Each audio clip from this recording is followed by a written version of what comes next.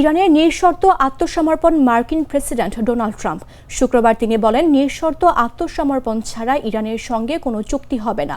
নিজের মালিকানাধীন সামাজিক যোগাযোগ মাধ্যম ট্রুথ সোশ্যালে দেওয়া এক পোস্টে ট্রাম্প একথা বলেন। তিনি আরও জানান, ইরানের আত্মসমর্পণের পর নতুন গ্রহণযোগ্য ইরানি নেতাদের নিয়ে যুক্তরাষ্ট্র ও তার মিত্ররা ইরানের সঙ্গে সম্পর্ক স্বাভাবিক করবে। পোস্টে ট্রাম্প লিখেছেন, ভবিষ্যতে যদি একজন গ্রহণযোগ্য নেতা বা নেতৃত্ব সামনে আসে তাহলে যুক্তরাষ্ট্র ও তার মিত্ররা ইরানকে ধ্বংসের দ্বারপ্রান্ত থেকে ফিরিয়ে আনতে কাজ করবে। তখন দেশটিকে অর্থনৈতিকভাবে আগের চেয়েও বড়, উন্নত ও শক্তিশালী করে গড়ে তোলার চেষ্টা করা হবে। এদিকে ইরান, যুক্তরাষ্ট্র ও ইসরায়েলের মধ্যে চলমান সংঘাত নিয়ে উদ্বেগ বাড়ছে আন্তর্জাতিক মহলে।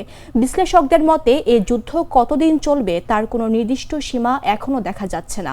আঞ্চলিক বা বৈশ্বিক শক্তিগুলো এখনও এ তিন দেশের মধ্যে যুদ্ধবিরতির প্রতিষ্ঠায় কার্যকর উদ্যোগ নিয়েছে এমন কোনো নিশ্চিত তথ্য পাওয়া যায়নি। তবে শুক্রবার ইরানের প্রেসিডেন্ট মাসুদ পেজিশকিয়ান জানিয়েছেন, কয়েকটি দেশ মধ্যস্থতার চেষ্টা করছে, যদিও তিনি সংশ্লিষ্ট দেশগুলোর নাম প্রকাশ করেননি। অন্যদিকে ইরানের পররাষ্ট্রমন্ত্রী আব্বাস আরাঘচি স্পষ্টভাবে জানিয়েছেন, যুক্তরাষ্ট্রের সঙ্গে কোনো ধরনের আলোচনায় যেতে রাজি নয় তেহরান। এমনকি তারা এখন যুদ্ধবিরতিও চান না।